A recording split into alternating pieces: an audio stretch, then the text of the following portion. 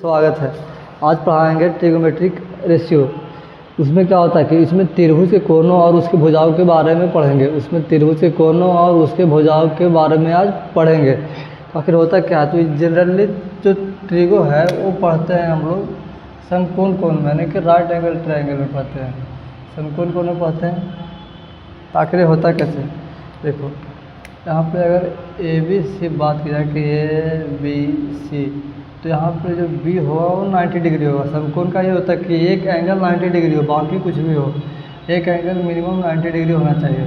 तो यहाँ पर क्या होता है कि समकोण हो गया, इसको बोलते हैं कर्ण। हिंदी में क्या बोलते हैं इसको, कर्ण, जिसको हम एच से डिनोट करते हैं हाइपोटेनस। इसको बोलते हैं आधार, इसको बोलते हैं नीचे वालों को आधार, जो बी से डिनोट करते हैं। और इसको बोलते हैं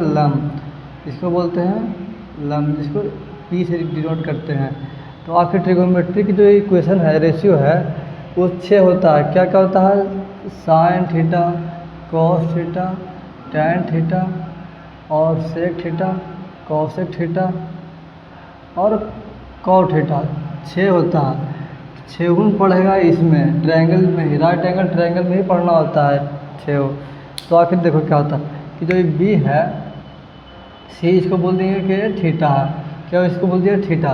तो आखिर होता क्या चाहिए कि साइन थीटा बराबर लंब बटा कर्ण होगा। क्या होगा, लंब बटा कर्ण। लंब मतलब पी से करेंगे डिनोट, बटा कर्ण को किसी करेंगे डिनोट एच से।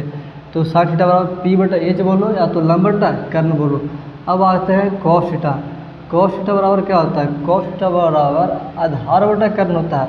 क्या होता है, आधार बटा, आधार को करते हैं बी से डिनोट और कर्ण को करते हैं ए से डिनोट। ये सब आपको याद रखना होगा, क्योंकि फार्मूला बोलेंगे तो आधार बटा कर्ण बोल के मैथ बनाते समय बी बटा एच ही बोलते हैं। और टैन की बात की जाए तो टैन थीटा बराबर लंब बटा आधार होता है। क्या होता है, लंब बटा आधार होगा। आगे बढ़ते हैं। अब होता है कॉस थीटा, यानी कि कॉसेक थीटा।